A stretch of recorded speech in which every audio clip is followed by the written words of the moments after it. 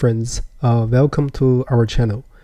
In this video, we are going to look at problem 3507, minimum pair removal to sort array. So this is the first of a series problem. So this video is to build intuition for problem 3510, the second of this series of problems. So here we are going to use brute force. Actually, sometimes it's very important that we can solve a problem using pure brute force. So for problem 3510, we are going to use sorted list or heap. But let's first look at this smaller size problem. Notice here, the number's length is bounded above by 50. In other words, so this size constraint enables us to use brute force. So here we are given an array and we can perform the following operations any number of times. So we can select the adjacent pair with minimum sum in nums. So if multiple such pair exists, so where pairs exist, we are going to use the leftmost one. So we replace the pair with their sum.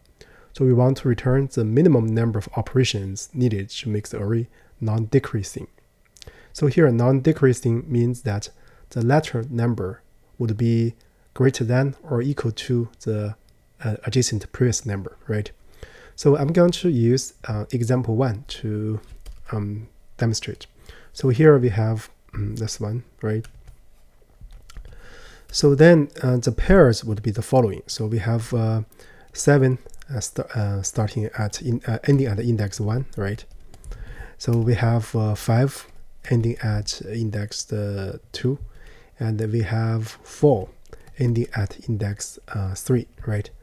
So we know that 5 is greater than 2, and so also 3 is greater than 1. Actually, we have inversions. So if we do a linear scan, we found there are inversions. So this way, we need to increment the count by 1, right? So from 0 to 1.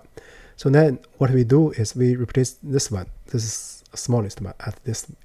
We replace this two element to be their sum. So now nums becomes 5, 2, 4, right? And then we can look at the pairs again. So we have 7 ending at index 1. We have 6 ending at index 2.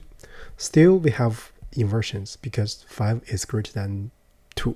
So now we use this one, 6 and 6. So we are going to replace these two numbers by their sum.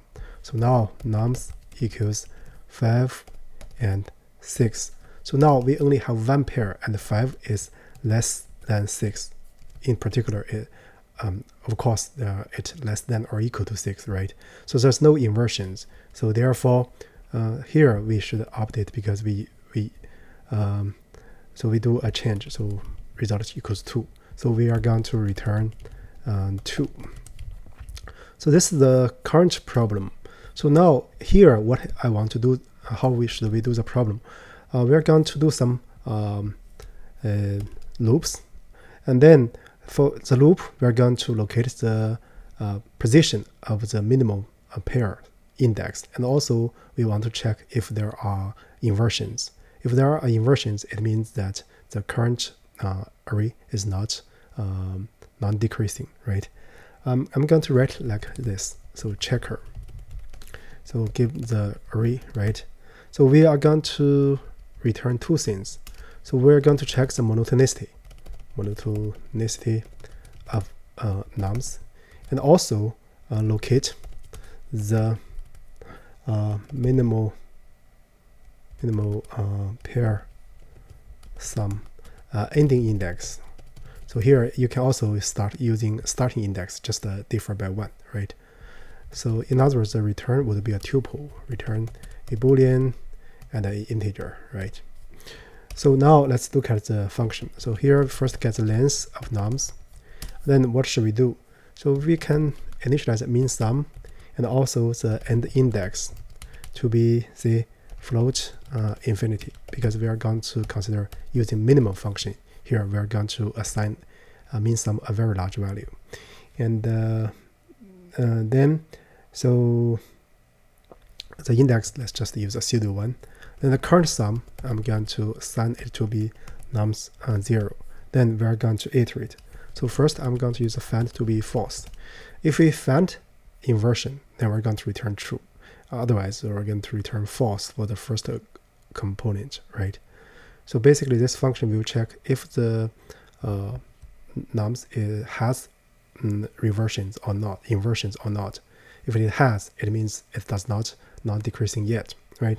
So now let's iterate for I in range, so from 1 to n, right?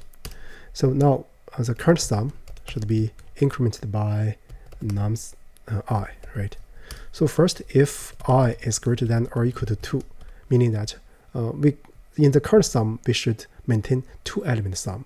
So if this I is greater than or equal to 2, the current sum should be decremented by nums I minus 2. So in other words, the current sum will be the sum of the element at the index I minus 1 and at index I, right? So with that done, so let's see, if not found, we haven't found an inversion yet. If nums I is less than nums I minus 1, right?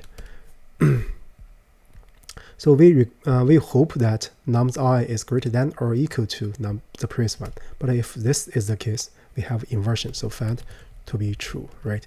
We only do this once. Once we find the inversion, we don't need to check further. So then we want to locate the index for the minimal pair sum. If current sum is less than the mean sum, right? That's why we assign to be float infinity at the very beginning. So then what we do, the mean sum will be the current sum, and the end index will be the current index. So it will be current sum, and the index will be I, right? So what we want to return is find, that's the boolean, whether we have inversions and index, right? So this is the hyperfunction. Now let's look at the problem logic. Result equals 0. And then first we define find and end index to be checker of this nums, right? So while find, if find is true, it means that we have inversion. We need to do this operation. So we first increment the result by 1, and then what we do, so we do nums end index. So we are going to do this nums end index minus 1, right? And then what we do, we can do pop at end index minus 1, because here we are considering the end index, so it's at least 1, right? This means this end index minus 1 is at least 0, right? So once we do this, so we can update the find and end index by calling checker the current state of nums, right?